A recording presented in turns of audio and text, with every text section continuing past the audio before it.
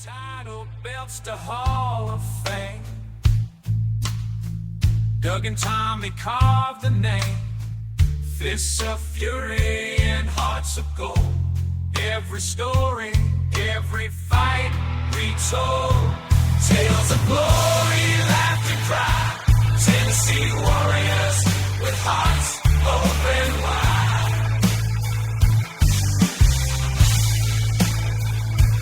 In the ring or on the air, legends living without a care.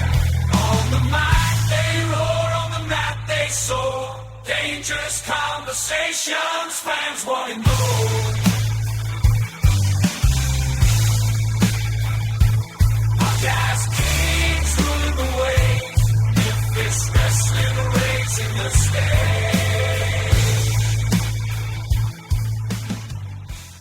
Hey everybody, welcome back once again to Dangerous Conversations with Dangerous Doug Gilbert and Tommy Wildfire Rich. Guys, how we doing this week? Tommy, how are you doing?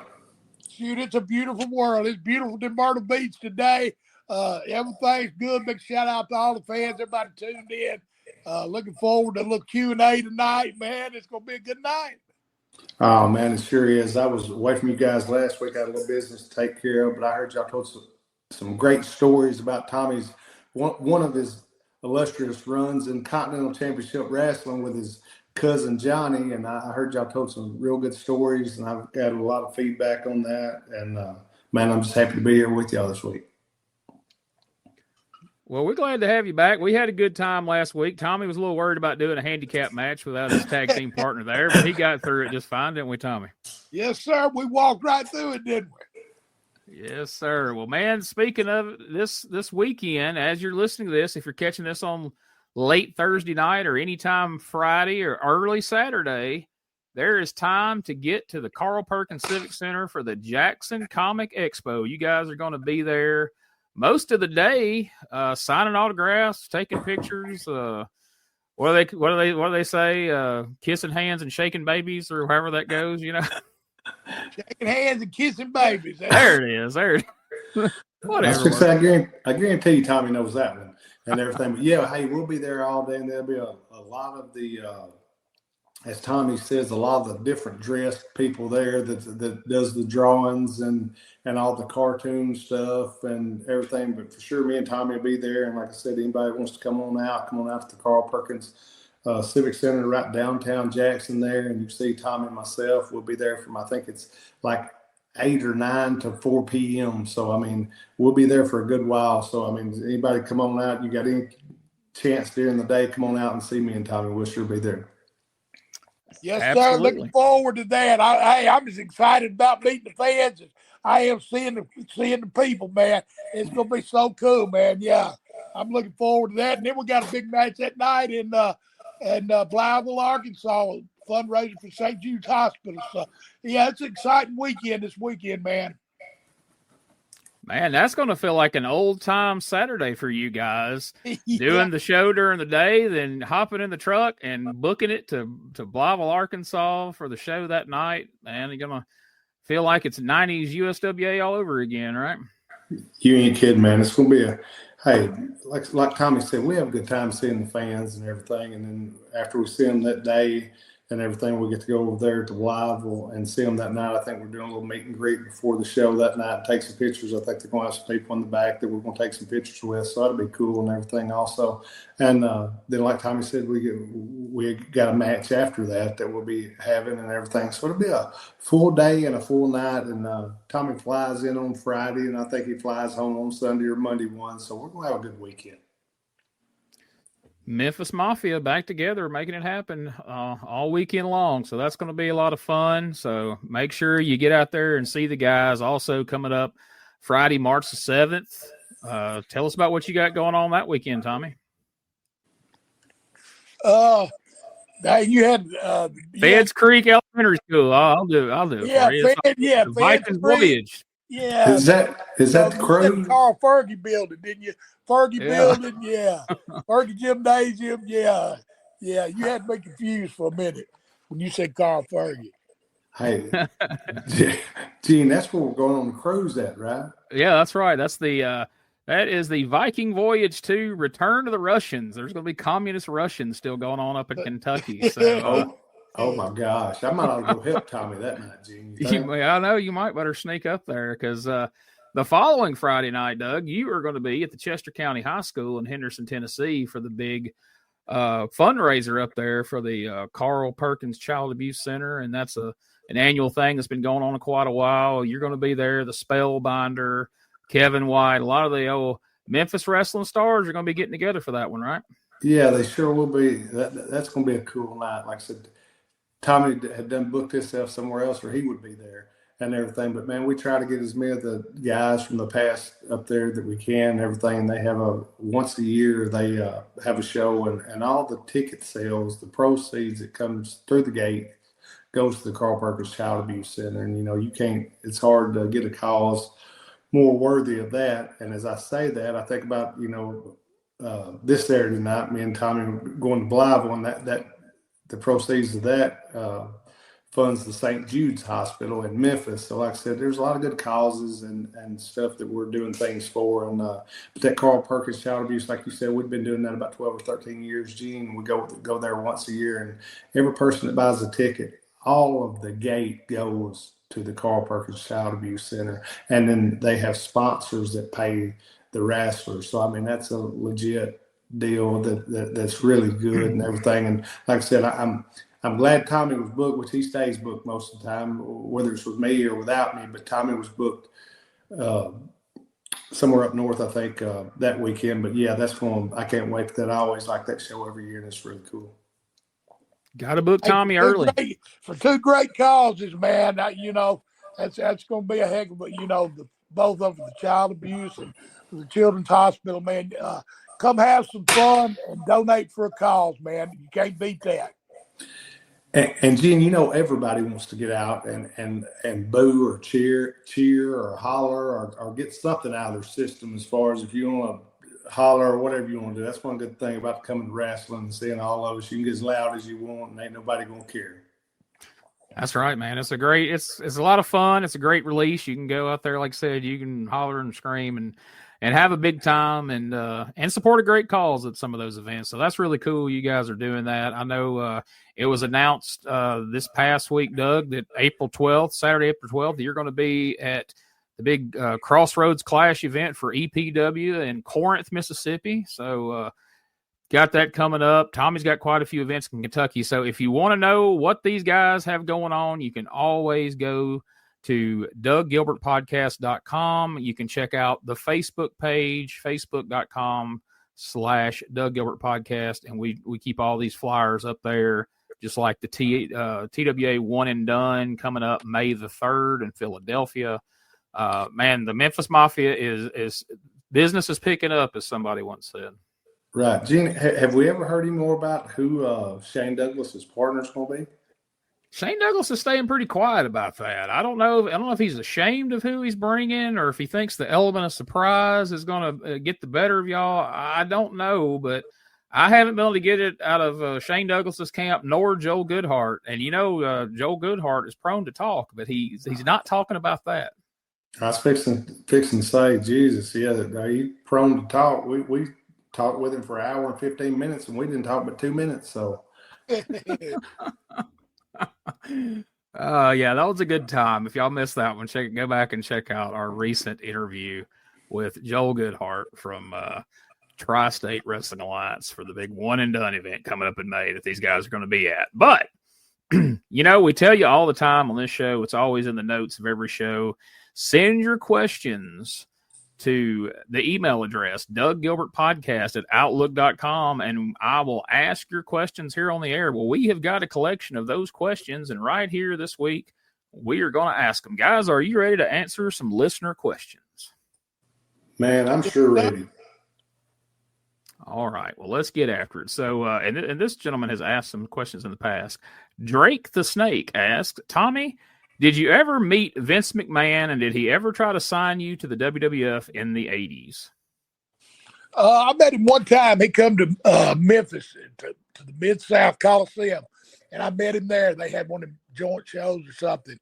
But I met him then. I was supposed to go one time, and just old Southern boy, and I had stuff going on at home, so I never did make the run. All right, and I know Doug had some dealings with the WF. Did you ever have much dealings with Vince McMahon? And I know you made your Royal Rumble trip, and they came to Memphis quite a bit, and you were there. Yeah, I met Vince quite a few times. I met him, I think, the night me and Tommy. I'd met him prior to that, but when I should have met him was when I went to the Royal Rumble. I was supposed to go a day before and met him and stuff, but I changed my flight and flew out the next day. So that didn't probably get over with him or any of his guys too much. But like I said, I got to the pay-per-view started, I think at 6 or something like back then. I got to the pay-per-view at 4:30 or 5, and I just took a plane straight from the airport straight to the pay-per-view, and I walked in like an hour before it started, and they, that didn't get over real well. That was back when you had a meeting the day before of the pay-per-view, and Vince, you had to walk up and shake his hand and everything. It's the ring, so to speak. Yeah, and needless to say, I was working in Nashville that night, and I changed my ticket, so I didn't get into that. But I met Vince, like Tommy said, there's quite a few times in Memphis that we met that I said hello to him, and he said hello and everything. But it was always cordial and everything. I never asked him for anything or went out of the way. Like I said, it was cool. Doing the pay-per-view was cool with him, and me and Tommy working the shows against his tag team champions was always cool. But I always thought Vince was as far as when I was around him. You're late, pal. Where you been? Yeah, I guarantee you I got that one. Well, gotta get Nashville. You can't leave the Nashville fans hanging, right? Well, so question for you here, Doug. Hot Stuff's #1 fan asks, Doug, had Eddie not had the unfortunate car accident in 1983 while working for the WWF and continued working that style like he did against Tiger Mask, do you think his career would have taken a different path had he continued working that junior heavyweight style similar to guys like the Dynamite Kid, Owen Hart, and guys like that? Well, he really loved that. I mean, he loved that style and everything. I mean, that's one of the things that Vince Sr., he'd seen him work and everything in Puerto Rico, and that's where different people have always asked and different questions about how did Eddie wind up there during that time. Well, it was because Vince Sr. had come down to, and at that time they was real tight. And like I said, I think Tommy went and worked at Madison Square Garden for him once, didn't you, Tommy? Didn't you go for? Yeah. Was that Vince Sr.? And but those guys and the NWA, everybody thinks they're bitter rival guys, but they wasn't. Back in those days, like Vince Sr. would come to the NWA board like meetings like once a year. They'd have it at like one of the different territories, and that year they had it in Puerto Rico. Well, that's where Vince Sr. saw Eddie at. That's where my dad and Eddie was working at, and that's why he told him would he like to come, and he seen him work and said, would you like to come and work for me? Well, at that time, in my brother's career and it being early on and everything, I mean, he'd heard everybody talk about going to Madison Square Garden, going to New York, going to work for Vince Sr. So it was a big deal at the time. And it was cool that he got to do that. And like I said, Eddie was starting out was more of a wrestler than an entertainer. And as he went on, the entertainment part come on to him. But I mean, he loved wrestling and doing like the Tiger Mask type stuff. And then if you notice when Muda come to WCW, him and Eddie worked the program together first, but he loved that type of style and everything. Yeah, that match really, really holds up still today. I watched that just recently, the match with Tiger Mask from the Philadelphia Spectrum, and it's on YouTube, folks. If you've never seen that, if you only know Hot Stuff Eddie Gilbert, from later in his career, from 87 forward, go check out that Tiger Mask match. Like Doug said, it was a very different look and style for Eddie. I don't prefer one over the other, but it's something different if you've never seen it. So, you know what? One guy told me one time, Gene, he said, I watched Eddie during those days, and you know who he reminded me of? I said, who is that? And it wasn't one specific person, but he said, all the Canadians that come along during he was talking about during the Dynamite Kid, Bret Hart, during those days. He said, Eddie kind of reminded me of one of those guys. I said, what do you mean? He said he was quieter and he was just more of a wrestler, but I mean, whether it's wrestling or entertaining or both, I mean, I thought Eddie did both of them great and everything. But I mean, if you watch what you're talking about that match, you'd see what the people that was telling me that what they was talking about. Absolutely. And I had never really thought much about that until like I read this guy's question, the Hot Stuff's #1 fan here. And when he mentioned Dynamite Kid and Owen Hart specifically, I was like, yeah, you would think that Eddie might have came from that Stampede, territory up there. And that guy's thing was, you know what he said? And I asked him, though, I said, well, what exactly do you mean? He said, because the guys could really wrestle, but it was like they was focused, but they was quiet. He was talking about, like, as far as, he said it wasn't like they had much as far as, I don't want to say not charisma, but it was more focused just wrestling than it was entertainment as far as that went. Right. There certainly was no walking and talking or jawing with the crowd or any of that, Right. And two, you got to realize all those, and Tommy can tell you this because I think they went through 3 or 4 or 5 of them. All those Tiger Mask guys, man, Eddie really had, and that was the original, I think, that Eddie was working with, wasn't it, Gene? The man, all of those guys, they didn't give nobody that gimmick unless they was really good in Japan. Because I mean, that's like I don't want to say godly, but it was a gimmick, like only the most over guys they would put it on. Yeah, because it was a huge comic book character, so they were automatically a star as soon as they slipped that mask on. So they had to live up to that expectation. Right. Yeah, good point. So the next one, Stern Gagne asks, Tommy, how was it working with adorable Adrian Adonis in the AWA in 1988? Oh, I had a blast. Excuse me. I knew Adrian real good, man. He was in Georgia, and me and him got along good there. And then, so when I went up to Minnesota, he was up there too. And he was always cool, man. And I tell you what, he was another. You got the bar fight, you'd want him on your side. He was tough. He was a tough fella. I read a book on him that was written a few years ago. It's called Flowers for Adrian, and he's a guy that doesn't get talked about enough. We kind of talked about that with Mr. Briscoe when Gerald Briscoe was on the show, when he was talking about him and Jack working with Adrian and Dick Murdoch. And a lot of people just remember that the end of his career, that adorable Adrian thing, and people didn't love it, and he had gained a lot of weight and all that kind of stuff. But man, he was a heck of a worker. He had good runs in Japan, in the early 80s, and him and Murdoch and him and Jesse Ventura. And Gene, that deal you're talking about, man, I thought, which it might only be me, but I thought the deal with him and Murdoch, because it was so different, the North-South connection or whatever it was they was called. I thought that was really cool, which, I'm a huge Dick Murdoch fan, but I liked Adrian too, and I thought them two fit together, and I laughed at Murdoch. And Murdoch told me one time, he said, oh, it was everything I could do to keep from killing him. I said, do what, Dick? He said, we traveled together and we went everywhere, Doug. I mean, they even went to Japan together, I think a couple of times and everything. But he said, but now that was a funny connection because asked Tommy knew how Adrian was a lot more than I did, but he wasn't nothing like Dick Murdoch. And, no, that was too obvious. But Murdoch said they'd be. He drank that beer, but Adrian, he to see, man. That was back in the 80s.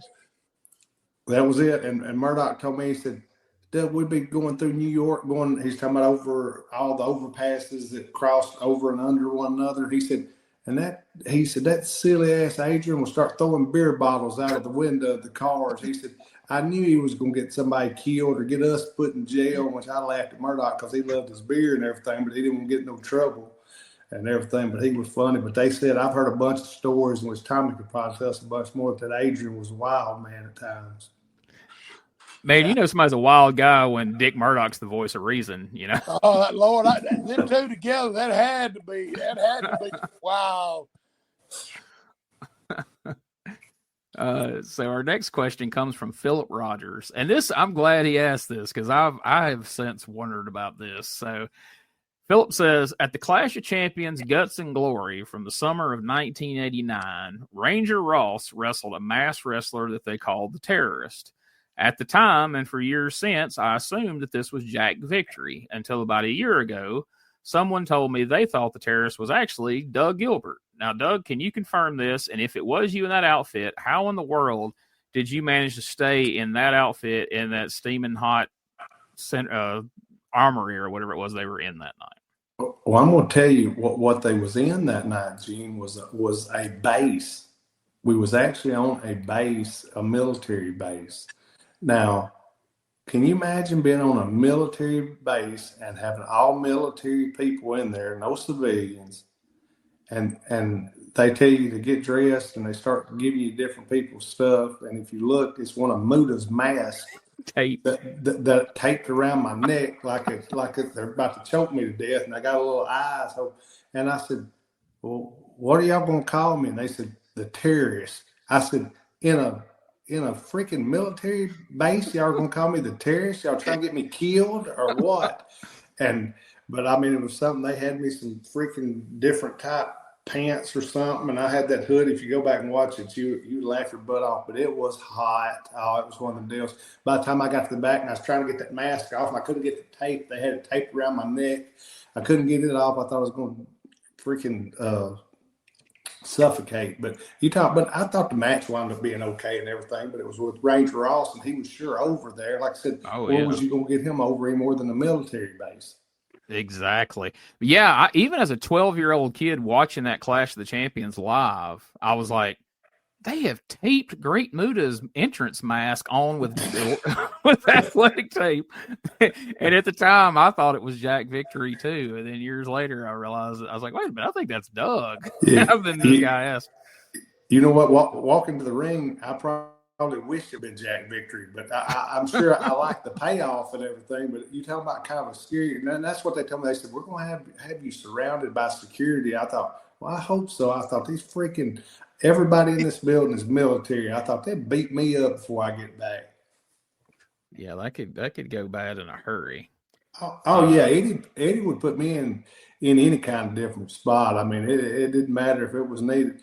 You want to work? Yeah, it didn't matter what it was, but I wanted to work and I wanted to make money. But sometimes you had to do a few odd things. But yeah, I stayed busy. That was like what, June or July, I want to say, because Jim Ross has kept all night on commentaries like, "Oh my God, it's so hot in here! It's so hot in here!" And then you come out in this freaking coat and a big mask taped to your head. I'm like, my God, he must be having a heat stroke in that thing. Yeah, it was like 96 degrees, something silly in there. I mean, nothing. But every one of the military people, they had on long sleeve. You know, they had on their full uniforms like their. And I thought, shit. But it was something. But no, that was me actually. And that was one of the only nights that Eddie ever threw the fire in WCW. He came out and tried to burn Muda, and he missed and hit one of the guys, Trent Knight or whatever, one of the job guys. Hit one of the enhancement talent guys. And Jim Ross said that the reason Muda was so scared of the fireball and the reason Eddie threw a fireball at him is because his father, the great Kabuki, had his face burned. And that's why Kabuki wore paint. And I thought, well, that's an elaborate story, but it makes sense of why Muda would be scared of the fire. So I thought that was pretty fun backstory. Jim Ross must have been high that night, wasn't he? I always wondered if that was a Jim Ross just saying that off the clip or if Eddie had told him, like, hey, say this whenever we do this, because I could see that going either way, honestly. Well, but you do know at first when Muda come in, they wanted to say he was Kabuki's son, right? Oh, yeah. They said that a few times and everything, which I love Kabuki, and that's another guy that Tommy could tell you some stories about. But I went to, he went for the same office I did in Japan. Kabuki did for about the last part of my career over there, man. You're talking about such a great, nice gentleman. Oh, I mean, he come to Georgia, and he was with Gary Hart. Him and Gary was together, and shoot, I worked angle with him. God, what a hell of a work! It's easy, and I mean, and like Doug said, just a real nice guy too. I mean, I always enjoyed working with him, and he taught me some stuff too. I mean, of course, like I said, there again, Georgia, I got to wrestle all the ones that draw money. I got to wrestle them, and I listened, so they all just taught me a little bit. I think the video is on our Facebook page, but you wrestled Kabuki in Japan as well on one of your trips over there, Tommy. That was for war, wasn't it, Tommy? I think so. And he also, Tommy might have wrestled him for our company also, IWA, but I know I wrestled him for IWA and then wrestled with him in his retirement match.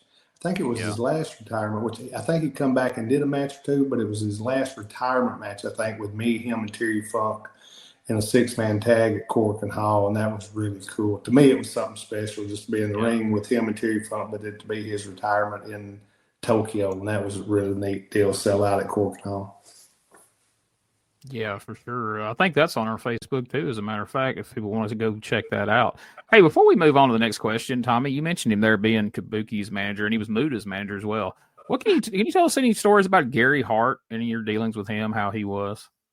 He was a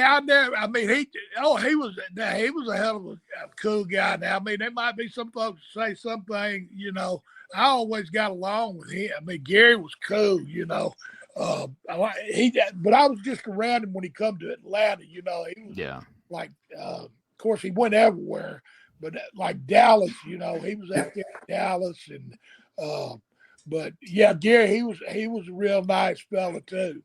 And Tommy, what I always heard about him, which I was around him in Georgia more than I was around him anywhere, but what I always heard, Gene, and I took this, and when you was talking to him, I think you could tell it. And like I listened to him a lot, but I always heard he was such a smart guy. I don't want to say a genius, but he was really smart about the business and everything. And I heard he had a great mind as far as booking and everything, which different people had different thoughts, like Tommy said of Gary, but he was always really nice. I mean, I think some people he kind of spooked out. Just don't you, Tommy? And he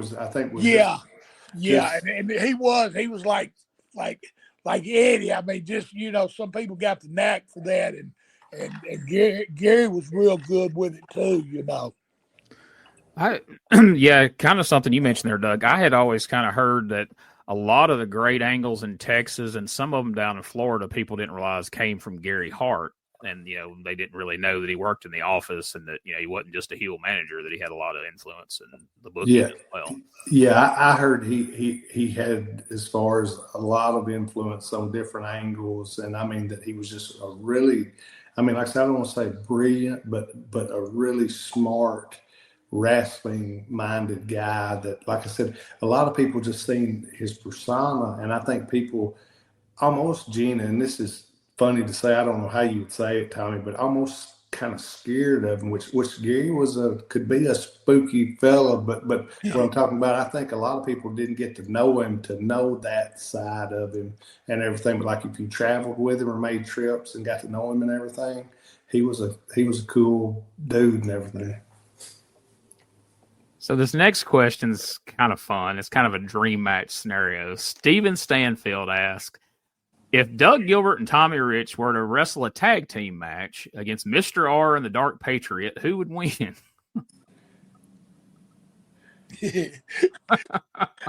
I'm sure me and Tommy'd have to put them over probably. Or it could be a Broadway. It could be a Broadway. Could be a drop. I was going to say, I guess the smart aleck answer to that would be whoever the booker wanted to win. I guess it depends on who was booking the show that night. But I don't know. I thought that was fun. Hey, if Tommy was booking, me and him would win. Of course, now, Doug has kind of owned up to being the Dark Patriot, but we can't say for sure who Mr. R was. Tommy has still claimed that was Brad Armstrong, so we're gonna go with that. Hey, he says Brad Armstrong, and he was, what did he say, mysterious? He was the mysterious Mr. R. So, Tommy, ever the worker, Tommy is still keeping that mystery alive. So, you got to respect him for that. Hey, Tommy had Brad going to the gym for him in them days. Yeah. Jim, he was telling him, Brad, you need to tone up a little bit. I don't think people are going to believe you're me under that. Yeah. You're a funny man. I had to go to the gym to keep up with Brad. Maybe that was their plan. They were trying to pull one over on you.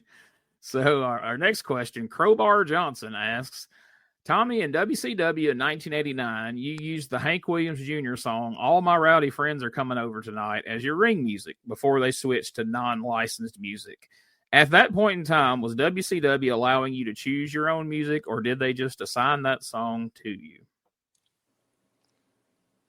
That's a tough question.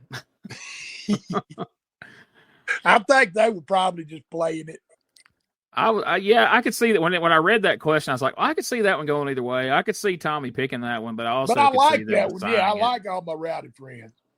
But like Eddie was coming out the hot stuff and stuff like that. But I'm sure they knew that before he got there. So I mean, they probably just played it. It's not like he handed him a tape when he got there, like at an indie show. But I'm gonna tell you, Eddie was one of the biggest Hank Williams Jr. fans that they've ever been. So I could see if Eddie had any sway in that, he's probably one of the ones. I mean, if you look on some of the tag matches that Tommy and Eddie has got, when Eddie wouldn't wear the tuxedos and stuff, he'd wear a Hank Williams Jr. jacket to the ring. So I've always thought that was pretty cool.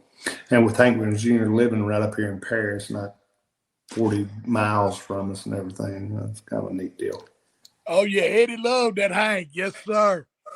I was rewatching some of the '88 episodes when you guys were burning everybody on TV, and there's more than once that Eddie was wearing one of those satin Hank Williams Jr. jacket as he was out there lighting Randy Hill's head on fire, and Jerry Jarrett and everybody else. That was some fun stuff. We'll talk about that here one day as well. But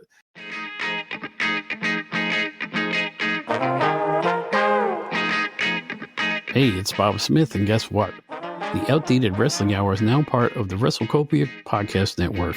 But hey, no fear, you're still going to hear the unique guests, comedy, music, authors, journalists, funny people. Who knows who's going to end up on the Outdated Wrestling Hour? Remember, it's all new and all old. So check it out in the WrestleCopia Podcast Network and wherever you get your podcasts. Listen if you know what's good for you. Hey guys, Ray Russell here, curator of the WrestleCopia Podcast Network, inviting you guys to listen to many of the programs here as part of the WrestleCopia brand, including, but not limited to, the Wrestling Memory Grenade, currently covering the 1988 and the WWF project. You can also listen to the Regional Wrestling Podcast, where we talk the territories.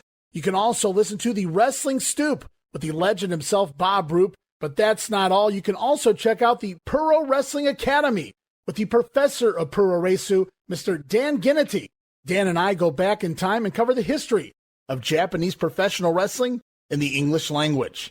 And you can listen to all of those shows and more, all part of the WrestleCopia Podcast Network, located over at WrestleCopia.com. That's WrestleCopia.com, and anywhere your podcast streaming needs are met. So if you're looking to support that next up-and-coming podcast brand, please consider making it WrestleCopia. Hey everybody, Gene Jackson here, inviting you to check out the Retro Wrestling Review, where each week I'm joined by some great co-hosts who help me review classic episodes of USWA Championship Wrestling, and right now we are doing week-by-week reviews of 1993. But we don't just do reviews, sometimes we get a chance to interview some of the people who were there and lived it, plus do watch-alongs. It's a lot of fun, so check out new episodes that drop every Wednesday at WrestleCopia.com. And to find links to everything associated to the podcast, you can go to uswapodcast.com. Right now, Edward Extreme asks, Doug, was there any particular reason why Eddie brought you into ECW as the Dark Patriot rather than as Doug Gilbert? Well, I like the gimmick from Global as far as the Dark Patriot gimmick, and I just figured it'd be better. Actually, I wanted to try, and I knew I'd be in Japan some, but I didn't actually want to go in as Eddie's brother. I wanted to try that and see if I could do a few different things and get the gimmick over, I guess. And it felt like I rewatched some of this not long ago, and when they were first introducing Dark Patriot, Eddie actually says at first, like, because you guys had last feuded in Global, so when they first mentioned, I don't remember if it was Paul or Morocco or who, but somebody had mentioned that, hey, we're bringing the Dark Patriot. Eddie's like, I don't like the Dark Patriot. Why are you bringing the Dark Patriot? And they had to calm him down and be like, no, it's cool, he'll be fine. So I kind of felt like they were given that option in the future if you guys needed a feud again or go against each other or whatever, you had that, and it's easier to sell that as Eddie versus Dark Patriot than Eddie versus Doug. So. Right. And I mean, they wasn't really, I mean, I think there was a team up there called the Destroyers or something, but they just come in every once in a while and everything. You didn't really have any mask guys as far as like that they was really pushing and everything. Like I said, I think it was just a outlet for me to try to get the character over and do some different things and everything. Me and Eddie wound up tag teaming some and everything, and that was cool, I thought. But it was cool. I had a good time with it, and I mean, I thought everything went really well with it.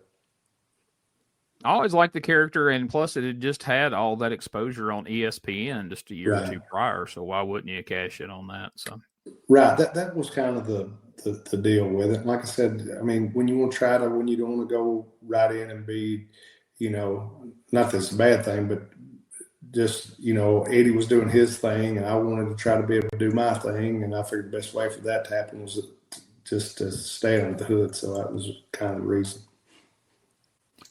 So Ray Russell from WrestleCopia asks, Tommy, in Ole Anderson's book, he tells a story about you and Nick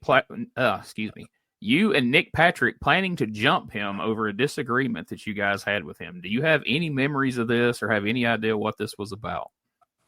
No, I sure don't, because I'd just come around the corner and hit him in the head with a pipe. I don't remember me and Nick. I don't know. That might have been as he was getting that dementia and stuff. I don't know.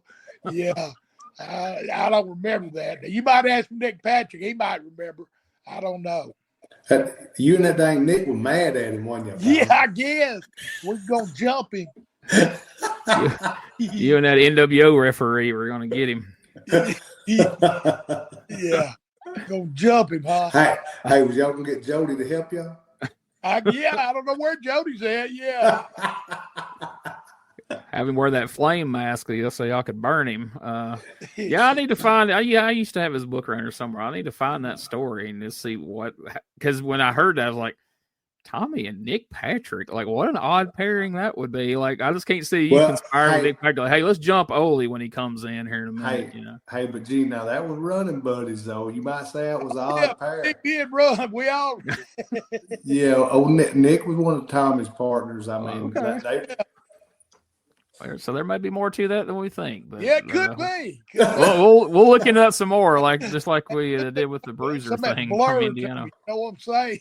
Yeah, if I can find some more details, we'll ask again and see if we can make it. It may come to the surface. You may be like, oh yeah, that time we jumped Ole in Columbus, Georgia, and beat the shit out of him. I was going to say they really did jump Ole, and he didn't fall down. I bet there was a lot of people conspiring to jump Ole at different times when he was booking anyway, but.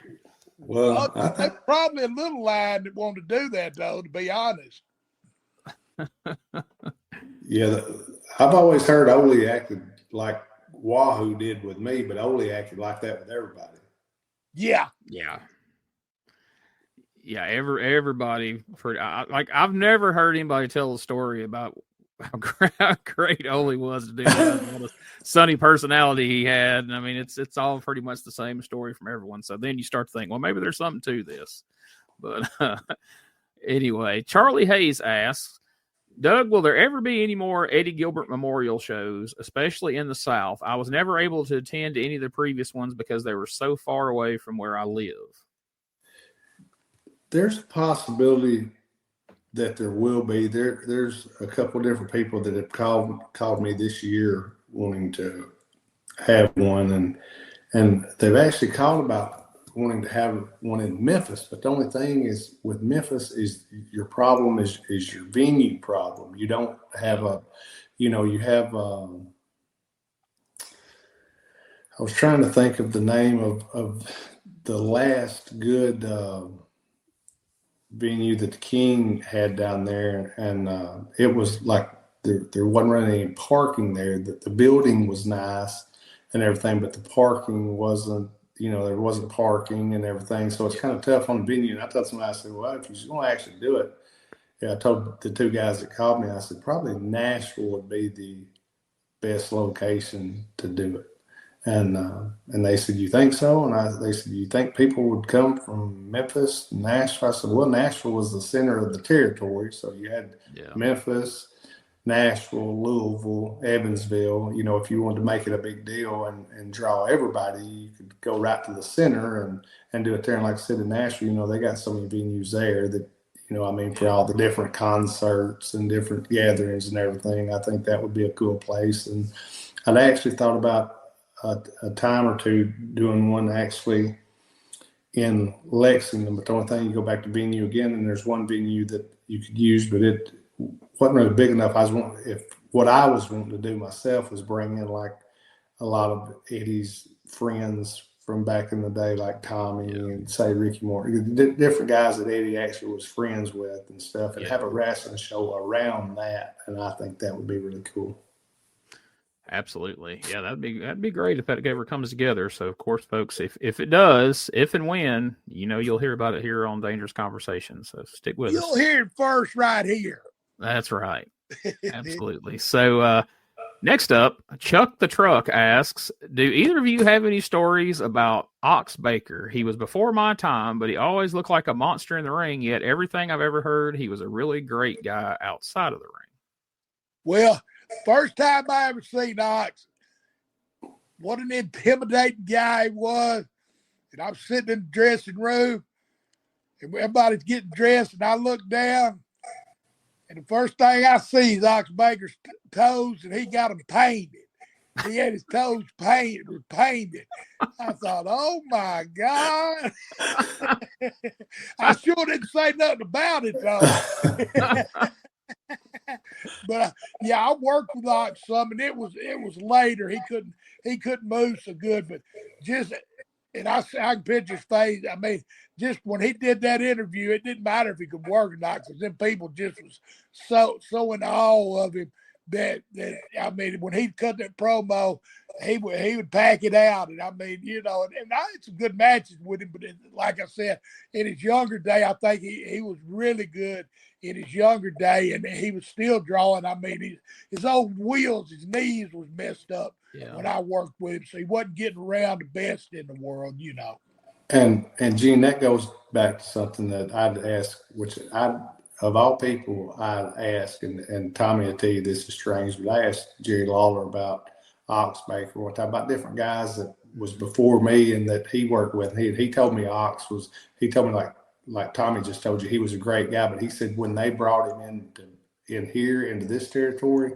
that it was like towards the end of his career. And like Tommy said, his knees was bad and everything, but all he still cut a promo and be so believable on that. But like his wheels was really bad. And he talked to me about him, and I asked him about a dozen people, but another one I had said different things about, because I was talking about my dad working with him was Lou Thez, and then he told me about like at the end of Lou Thez's career, them bringing him back through here and at the end of his career, and him working loops around here and stuff. But like guys like that, like it's Tommy's the strangest thing. But I just thought one day me and Lawler was talking, I'd ask him, just throw a name out there and ask him, and he had told me that about those two guys. But he said that he's both great guys, but he said both of them come through here before, but at the end of their careers. And like he said, like Tommy said, Ox cut a great promo and still he still had that look and everything. It's just his wheels was kind of burnt out on him.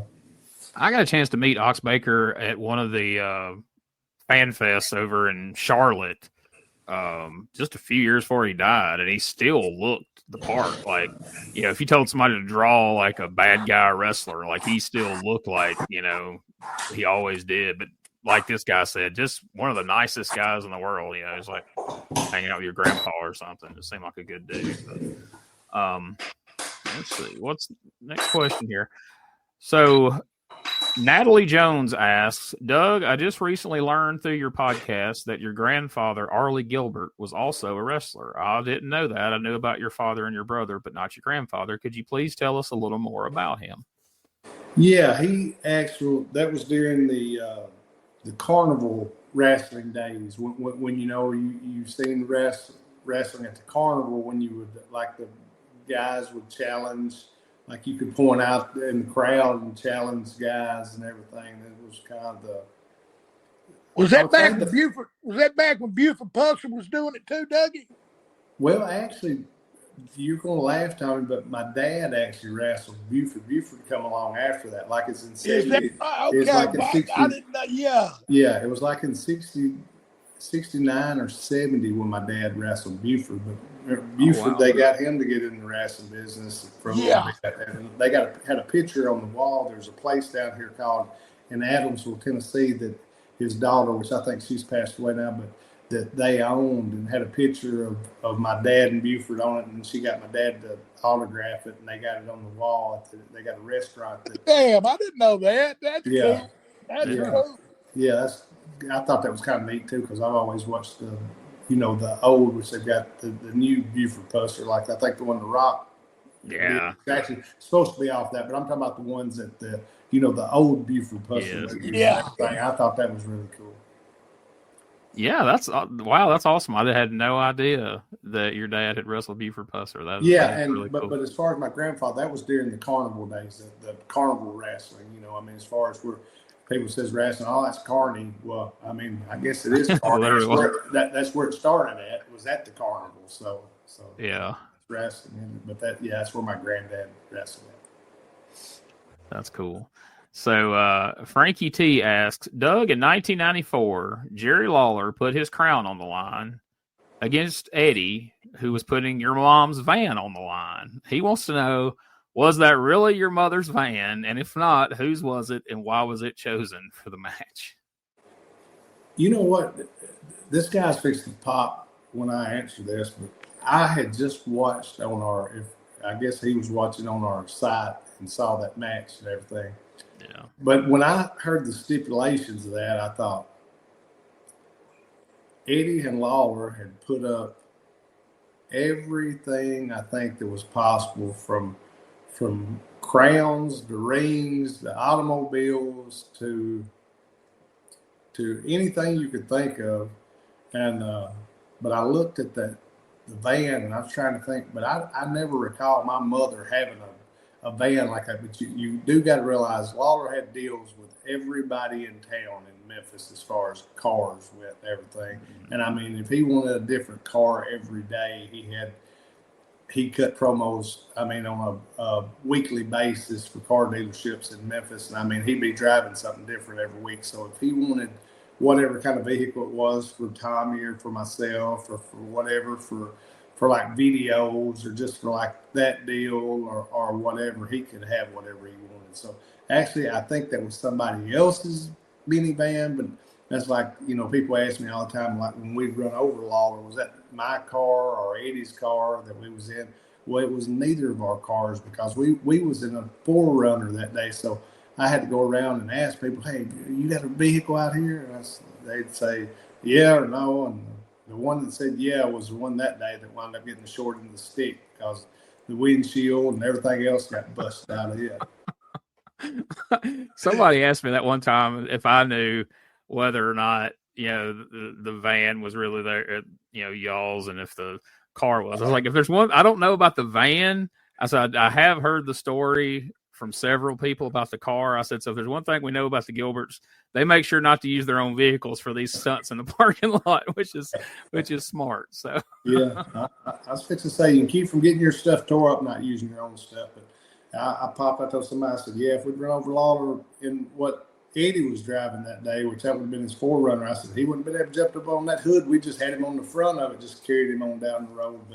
But no, that, knock on wood, that was bless his heart, that was Brian Lee's vehicle, and I had to go back in and tell him, man, I'm sorry, we're carrying your car to get a new windshield put in it, but knocked the glass in the floorboard and in her face and everything. And then I said, how's Lawler doing, by the way? They said he's laying in the floor up there. You can go see. And I thought, oh my gosh. Yeah, we're going to talk about that at length one of these days, because that's a wild story from beginning to end, from how it was conceived, the whole idea was conceived, and then how it all came together and the end result. But we'll save that for another day for sure. So Sid Fan wants to know, we had teased this at the end of the USWA episode. I referenced it, that in 94, there was scheduled to be a match with you and with Doug and Tommy, you guys together against the Steiner brothers, but it ended up being Brian Christopher and Rick Steiner. I don't know what happened with Scott, but he wants to know, what do you guys remember about that match, and were you relieved when you found out that Scott Steiner didn't make it? They told me Scott was scared of Tommy when he found out he had wrestled me and Tommy. Yeah. Yeah. I probably told him I wouldn't wrestle if Scott did. I do. But I know it had to be easier with Brian. I know that's for damn sure. Yeah. And I do remember the match and everything. I think it was one of those deals where Scott just something had come up and he couldn't come, and they thought it. Brian was the logical. That's who I'd been working against the program against, and so they put Rick with Brian. But I always got along great with Steiners and everything. Like I said, I kind of started a year after Rick or something like that, and for Watts and everything, and that was. I'd mess with them all the time, which I was just 18 years old, so I didn't know nothing about getting hurt. I didn't think nobody could hurt me, and boy, they put me in every kind of hole they would be. Like when I'd work with them in a match, Eddie would book me against Rick Steiner, and man, you talking about a wrestling machine. He could do, if he wanted to do something with you, he could do whatever he wanted. You might as well just go ahead and say, I'm just going to go ahead and lay down, and I'm not going to take this punishment tonight. And we'll be done. But we'd mess with him. I'd mess with him so much, Gene, in the back in the dressing room. I'd take more punishment in the dressing room than I would in the ring. He'd kick. I'd go at him like I could take him down and something. They'd come by me. I'd get behind them and shit. And them guys were so tough, wasn't they, Tommy? They didn't know how tough. Yeah. Oh yeah. And they always been. And they like to play. Oh, and I hated to play. You want about that playing, huh, Tommy? Yeah, but they both great guys, though. Yeah, they like to play, though. That's for doggone sure. So somebody sent us a question based off. They've been watching our me and Josh and Richard's USWA podcast, and recently. Super Mario was on there, and we had some fun with Super Mario in a match of his. What can you guys tell us about Super Mario? Super Mario was great. Do you remember Super Mario, Tommy? He'd come in with Jimmy Valiant. Yeah, a little short, heavy-set guy.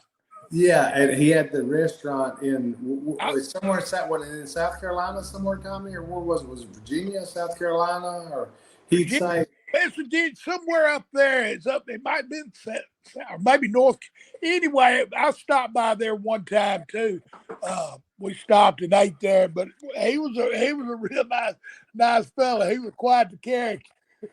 They said he was.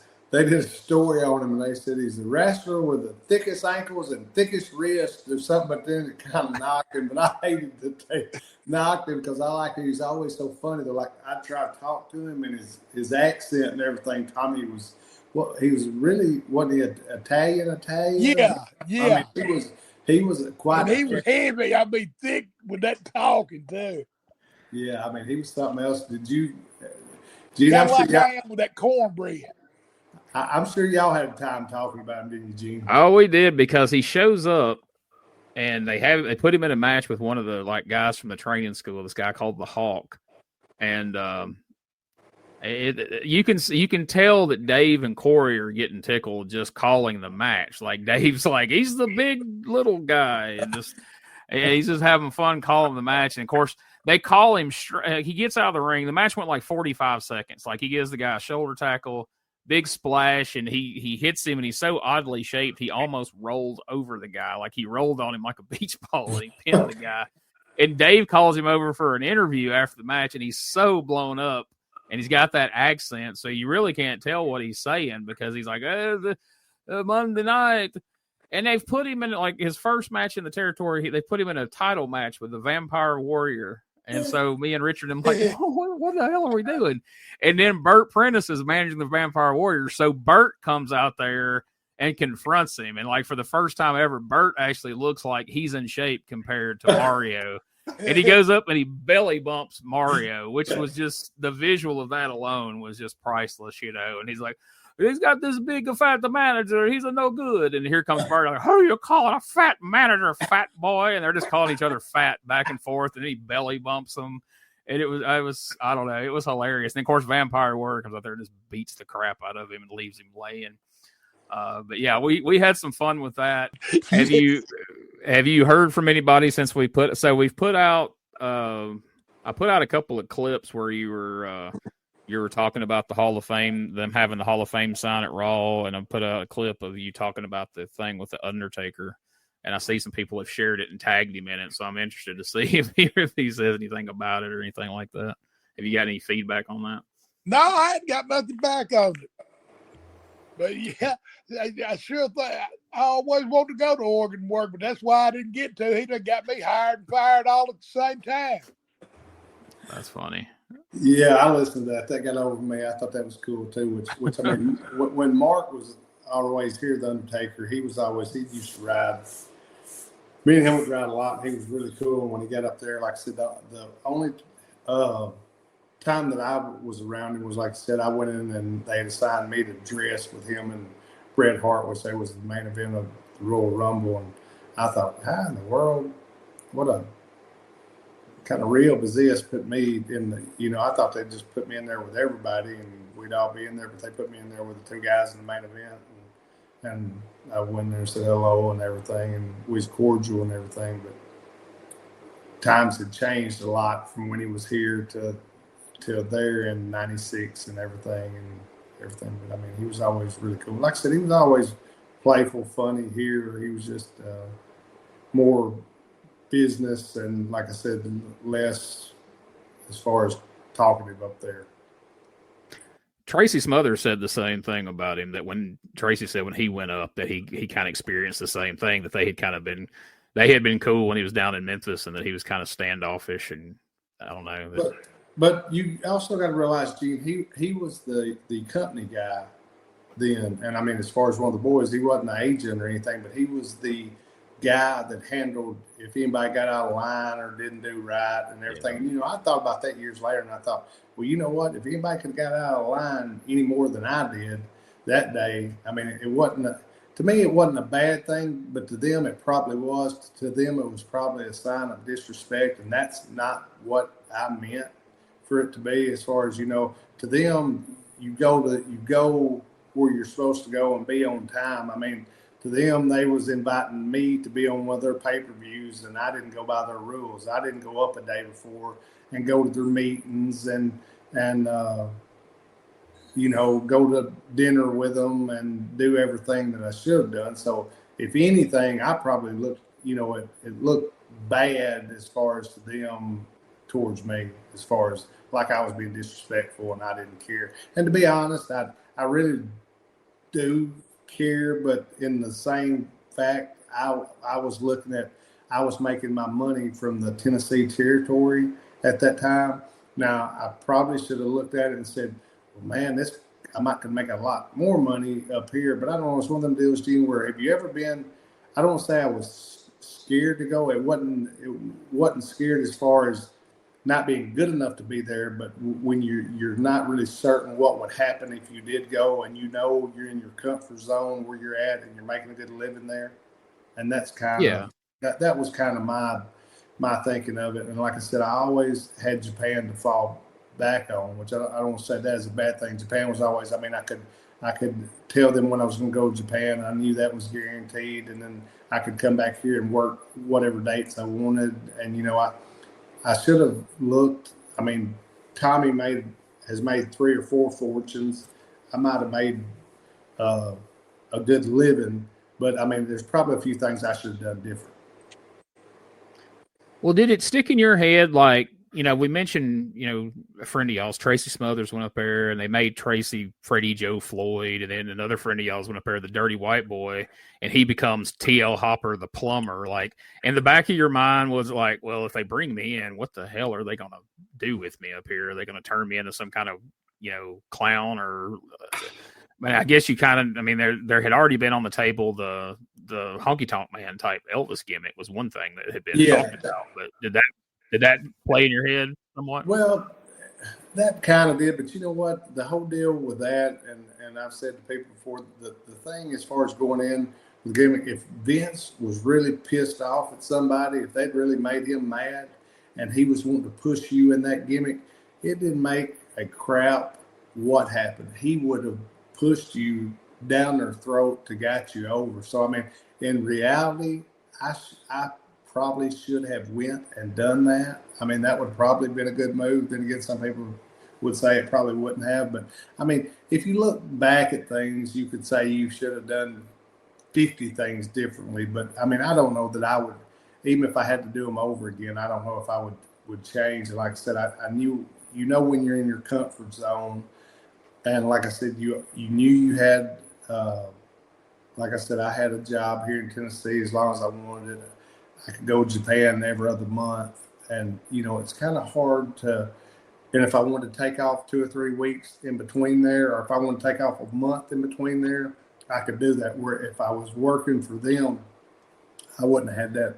I wouldn't have had that. I wouldn't have had no leverage at all. And my worry about that was if I ever gave up Japan, I wouldn't have that deal. So that's kind of the reason I done what I done. Like I said, I mean, Tommy's made 3 or 4 fortunes. I should have done things a little bit different, but man, I don't know that I'd change anything that I've done. I mean, there's been shit. I don't know. They'd say, I think one time somebody asked me who'd fired me the most. They said it had to be Lawler, wouldn't it? I said, no, I think actually Eddie fired me the most, but Lawler would be a close second. But I don't know that I would have changed a lot. But there's been 3 or 4 things I probably should change, but I don't know that I would change them, Gene. And I'm sure Tommy could tell you, and I don't know it, and he might not have a thing that he thinks he should have done different, and then again he might have a dozen that he thinks he should. Yeah. Probably closer to a dozen than none. That's for dang sure. Yeah. But that's it. That hindsight ain't worth the flip, man. As a whole, I mean, I'm sure there is things I could have done different, but I'm like Dougie, as a whole, man, I mean, it's been all good. Shoot, I'm here 50 years later. I mean, so, I've been in the business. I've been very lucky, very blessed both. I mean, greatest wrestling fans in the world is wrestling fans, because they don't forget you, man. I mean, now here's, I'm living proof. Here's the kicker, G. Now, I can say this. Other people can't say this, but we used to bet in the 93 or 4 or somewhere through there. We'd all have just the mine and Tommy's running bunch. We'd say, well, who's going in 10 years still be alive? Now, that's normal people don't say that, right?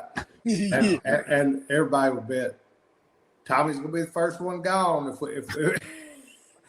First one gone. Oh my God! First divorce. Yeah. Look at you showing them they were wrong, Tommy. And that's what I was going to say. That we could say, because we would play with each other and they'd say, "What's Tommy doing tonight?" And they'd say, "Well, how?" And we'd look at all of our ages and everything, and shit, Tommy's going to outlive all of us. And I thought, and the funny thing, Jamie Dundee, he'd always be one to say, "All right, and Tommy, look, what's he doing?" Tommy would say, "You just mind your own business and let me mind mine." I laugh. You talk about some funny nights and some funny stories. But like I said, I'd have to get Tommy every once in a while. I'd have to get Tommy off of him because, hell, he'd have both crying. I'd say, leave him alone for a little bit. In which me and Tommy, we'd take Jamie's little boy with us and let him ride back from the towns with us. He wasn't 5 years old then and everything. But I mean, you talk about some good times. Well, I mean, from everything I know about you guys, you both seem to be, very happy with your lives. And when you go looking around in the past and you start monkeying with decisions and things you did different, especially like that WWF thing you're talking about, who knows what changes there could alter your whole existence? And I don't know, man. I think you did good. I think you're happy where you're at. Who's to say that going and making a few more bucks in the short term of the WWF, I don't know that you'd be any happier today. And I certainly don't think that you'd be happy if you had to go be Elvis every weekend at these conventions. Well, I was going to say they could have called me the Blue Rooster or something. You can't ever exactly. tell. I could have been like Tommy's 6-man tag partner. I could have had a streak up the middle of my head and a blue thing, a red thing, or red. I could have been a red rooster, a blue rooster, or something. But anyway, knock on wood. Like I said, I think it was cool. Like, and I, from somewhere when I was a kid. I think it's in a magazine that I saw where Tommy had went to Madison Square Garden. And you know what was cool? I went to Madison Square Garden. My brother carried me up there with him, and I got to watch him wrestle. But I can honestly say I would have loved to wrestle in the Garden. And if I would have pushed forward a little bit, I'm sure I could have been on one of the shows in the Garden, but I would have had to push and ask Vince and I didn't like having to ask people for stuff. Yeah. So, and that was one of the deals Lawler was kind of give me a lecture about. He said, "What, do you just not want to freaking make a whole lot of money?" And I said, "Well, I think I'm doing good." But he was talking about hundreds of thousands and millions of dollars, and I understand that now. But at the time, I was making a good living, and plus, I thought I was making a good living here. But in Japan, I was really doing good in Japan, and here I was actually kind of almost always on guarantee. So, you know, if you've got that, Gene, you got stability, and to me, stability, and two, like I said, we could take off for a month if I wanted to at a time, or 2 weeks, and that was always really cool. And Tommy, who's to know if you'd went up there with Terry Taylor, there might have been a Rooster tag team. You know, there might have been the two Blue y'all. Rooster. There you go. It could have been the red and the blue. The red blue rooster. There you go. Yeah, hey, well, it's never too late. Maybe that's why I didn't go, because I didn't want to be the blue rooster. Hey, never know. What color rooster would Ricky Morton been? He was the sixth man. He's the white rooster. He'd have to be white. You have red, white, and blue. Y'all have been y'all had a patriotic gimmick. Oh man! Hey, we could. You know, Terry's still out there. We can make this happen. You know, we might could get this. We might could get this added on to one and done. Or Terry something, was out there. I hear you. Gee, what you doing knocking somebody? I'm not knocking him. I said he was out there. He's still out there available. He might be that mystery partner. Jerry Taylor might be Shane Douglas's partner. And you're going to wish you had to said all this. Hey, I'm going to tell you what. Hey, I didn't say nothing. Yeah. Hey, I don't want heat with the Red Rooster, man. Hey, that'd be. I'm going to tell you one thing. If they start playing some music, and it's whatever that Red Rooster music was, and I hear that shit in Philadelphia, I'd like to fall out in the middle of the ring. You hear cock-a-doodle-doo at your ass in Philadelphia, you better be ready. It's going to get real extreme then. Well, I guess that's as good a place as any to start winding this down. So don't forget tomorrow, the Jackson Comic Expo at the Carl Perkins Center. These guys are going to be there 9 to 4 at least, and then they're going to truck it on over to Blytheville for that St. Jude benefit over there. It's going to be a good time for a good cause. Make sure you come out and see these guys. The Memphis Mafia is coming. And Gene, we need to tell everybody to rate, review, and subscribe, whatever platform you're listening on. If you want some merchandise, pro wrestling tees, Gilbert family store, Memphis Mafia shirts, me and Tommy will be wearing those Saturday at the Comic Con, the Comic Expo in Jackson. We'll have on the first ones right there, and everybody gets to see them and everything. But Gene's got a store with them, and I mean, you can get all the Memphis Mafia merch you want and everything. And like I said, we appreciate everybody listening. We want all the fans. Send in your questions to Gene. Me and Tommy love to answer questions, and Gene's got a ton of other stuff for us to talk about. But listen, thanks everybody for listening, and peace. We're out. Before we get out of here, I just want to take a moment to remind everyone, if you have an upcoming wrestling show, autograph signing, collector show, Comic-Con, or any event or booking that you would like to inquire about the services of Dangerous Doug Gilbert and or Tommy Wildfire Rich, just send us an email at douggilbertpodcast@outlook.com, and someone will get back to you as soon as possible to get more information on your event and do the best we can to make that happen. Also, if you are interested in advertising your event, your business, your product to the listeners of Dangerous Conversations, as well as to promote your event, business, or product across all our social media platforms, you can send that inquiry to douggilbertpodcast@outlook.com. We would love to work together with you to get that out there to the listeners of Dangerous Conversations. Remember to check out douggilbertpodcast.com. There you can find links to all things related to this podcast, as well as Doug and Tommy themselves. You'll find a link to the Dangerous Conversations Facebook page, and the Dangerous Conversations Twitter, now known as X, and we're always posting content daily, involving the Gilbert family, Tommy Rich, all sorts of things from their career. We got magazine articles, videos, pictures, you name it. We're posting new content every single day. Make sure you follow so you don't miss out on any of that. Plus, you can follow Doug and Tommy's personal Facebook pages on there. Dangerous Doug Gilbert. You can search that on Facebook. You can also search Tommy Wildfire Rich. They both have Facebook pages. And Doug does have an X page as well, and you can follow them there. But if you really want to help support, you can go to the Gilbert Family Pro Wrestling Tees store, which there's a link to there on the douggilbertpodcast.com. And you can find t-shirts of Doug, Eddie, and their famous father, Tommy Gilbert, as well. Also, Tommy Rich is going to be having some t-shirts coming up very soon. Follow him on Facebook. We'll be talking about him here.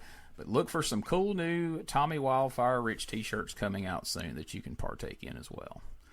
Also, if you've enjoyed the show, please subscribe, rate, and review the show on the platform of your choice. It would really help us in building up the podcast for the future. Plus, it helps us know what you like, what you don't like, where we need to take this podcast moving forward. Also, if you want to see a whole bunch of matches, promos, and angles, a lot of the ones that you're going to hear us talk about on this very podcast, you can go and subscribe to our YouTube channel, youtube.com/@RetroWrestlingArchive. Of course, it's linked right there at douggilbertpodcast.com, and you will find a ton of matches featuring Eddie Gilbert, Tommy Gilbert, Doug Gilbert, Tommy Wildfire Rich. There's playlists of all them that feature hundreds of matches of each of them. So make sure you go check that out. And not just of them, there are thousands, literally, at this point, of videos from wrestling from across the territory days, you name it.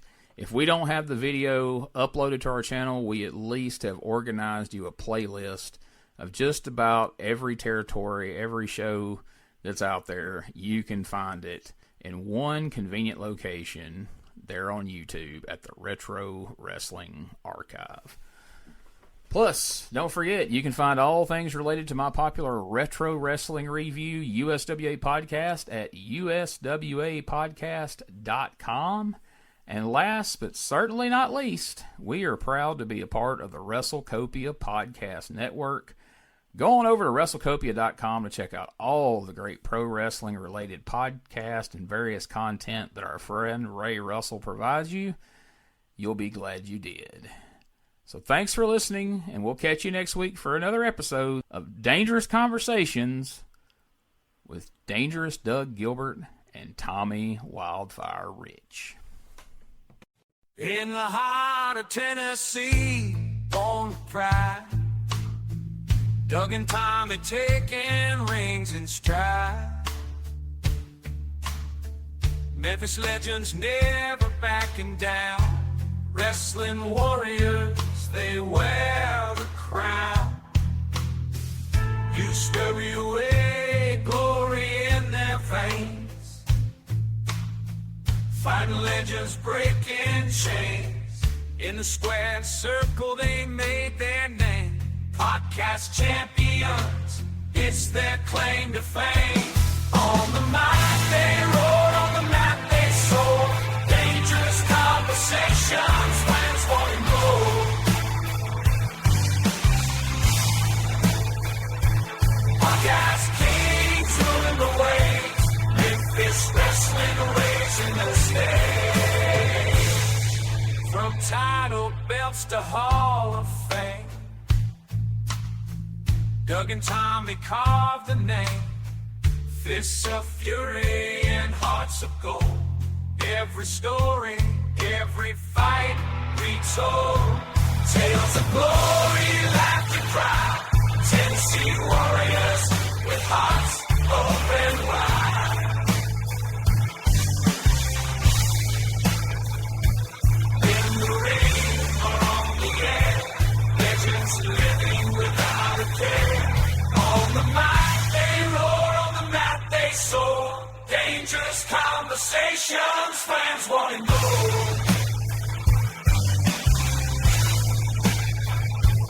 I got